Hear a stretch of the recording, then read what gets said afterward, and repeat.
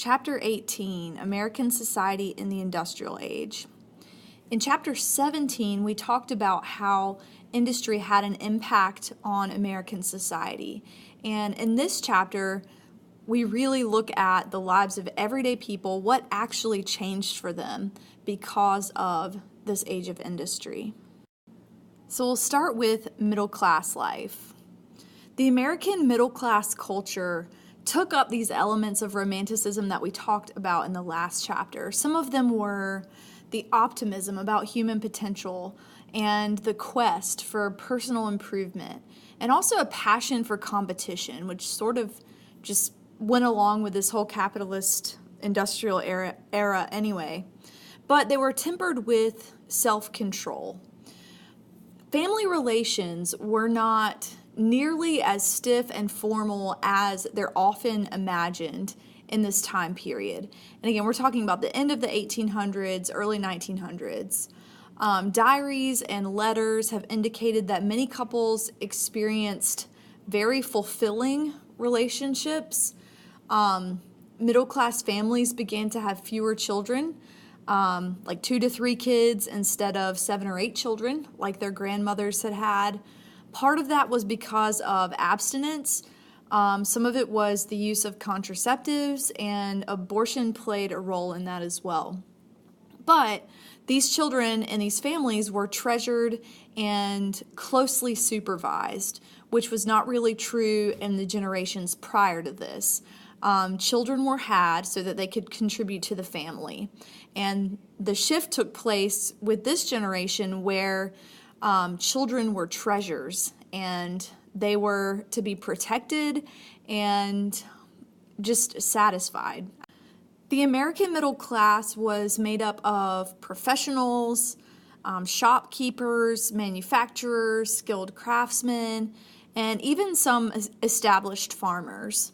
But middle class family life was defined in terms of tangible goods, and this gave rise to a culture of consumption.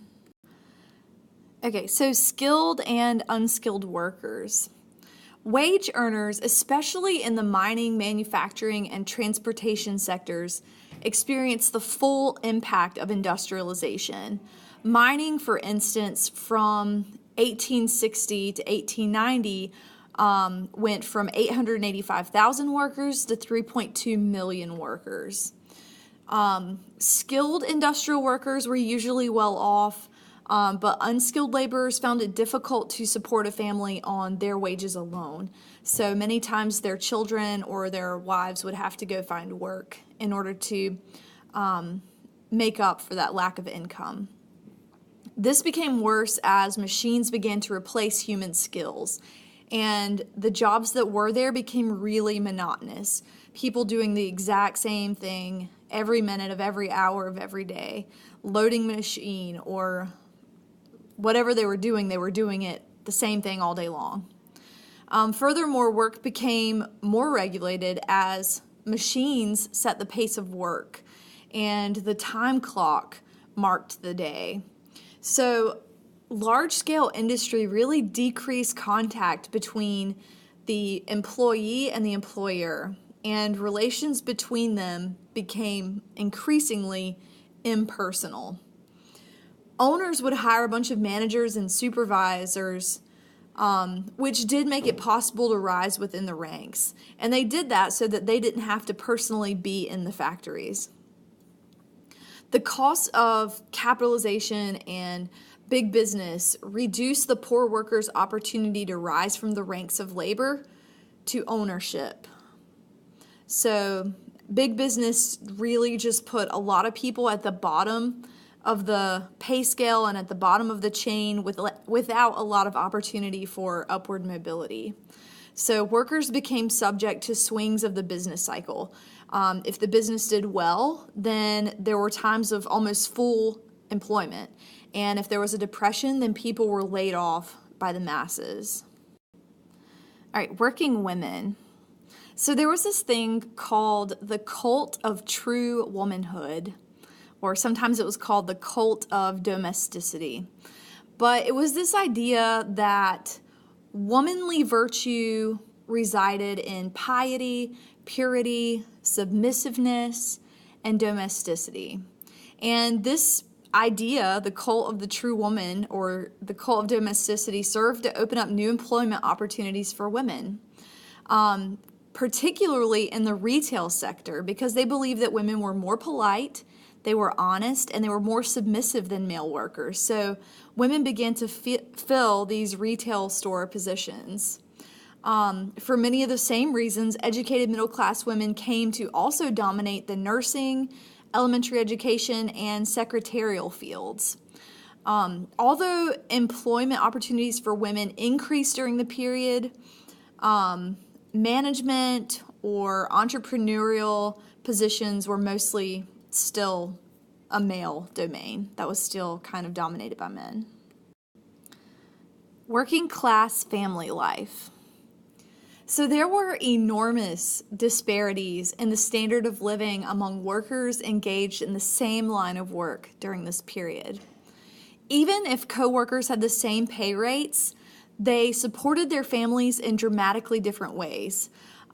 So two people who work in the same place, earn the same amount of money, might have dramatically different lifestyles depending on family size and personal spending habits. Social workers of the day listed such variables as family health, intelligence, the wife's household management skills, pure luck, or the family's commitment to middle-class values as contributors to this disparity. Working class attitudes. So surveys conducted among workers during the 1880s and 1890s showed that there was a broad spectrum of responses about their own circumstances. Some workers said that they were completely content with their conditions, and others called for the nationalization of production and transportation. In other words, they wanted the government to take over all production and transportation, i.e. communism or socialism. But despite a general improvement in living standards, the increasing number of strikes revealed that many workers were discontent. And this dissatisfaction fell into three broad categories. For some, poverty was the chief problem. That was the source of their discontent. For others, they had rising aspirations and they wanted to achieve more and get promotions, and it just wasn't happening, so they were discontent. And there was another group that was just confused over their situation. They believed that if you had good work ethic and good ability, that you shouldn't just be a hired hand. You should be elevated to the status of skilled laborer. At any rate, these people were drawn to the idea of a classless society and the community of interest that shared capital and labor. But certainly the gap between the rich and poor was widening during this time. In terms of working your way up in the society, Americans were a mobile people. And a lot of times geographical mobility, or just the capability to move somewhere else, often translated into improvement, economic and social improvement. And about 1/4 of all manual laborers rose into the ranks of the middle class. This type of upward progress was mainly the result of economic growth, and public education began to provide a boost to that as well. But by the turn of the century, more than 15 million students attended public schools, and school curriculum had expanded, and as many as 36 cities had established like vocational high schools that prepared students for some type of trade. So that brings us to the new immigration. So between 1866 and 1915, about 25 million immigrants entered the U.S. And the demand for labor, for unskilled labor, created by industrial expansion is what drew immigrants. And steamships made the trip across the Atlantic safe and speedy. Economic disruption in many of the European nations at this time, in addition to political upheaval and religious persecution, also pushed this wave of immigrants to American shores. But the main reason for immigration was still economic betterment. Prior to the 1880s, most of America's newcomers were Western and Northern Europeans. And beginning in the 1880s, that shifted from Northern and Western Europeans, like England, Germany, France, to Southern and Eastern Europeans from Russia, Poland, Romania, and even Greece. And in Italy and Greece, they had this thing called the padrone system. And a padrone would sign on an immigrant gang of unskilled workers to companies for one giant lump sum. And they ended up receiving a huge profit from this because the immigrants were unfamiliar with American wages and they didn't realize that Americans paid better than Greeks did. So the padrones made a ton of money doing that. Unfortunately for this new wave of immigrants, they were not well received. Their physical appearance, their language, their religion, their different cultural factors convinced many Americans that these new arrivals would not assimilate into mainstream society. And that was true. Some immigrants did not care to become American. They just wanted to make money. They wanted to buy farms back home. And then once they made their money, they would go back home and buy those farms and live happily ever after. But some did try desperately to become American. Old stock American workers, in addition to their existing prejudices, worried that these new immigrants would undermine their job security, that they would come in and they would take low wages and edge these people who had been working a long time out of their jobs. For the most part, these new immigrants settled into ethnic enclaves. Like in the big cities, they would have a Jewish section, a Greek section, a German section. They kind of lived huddled together.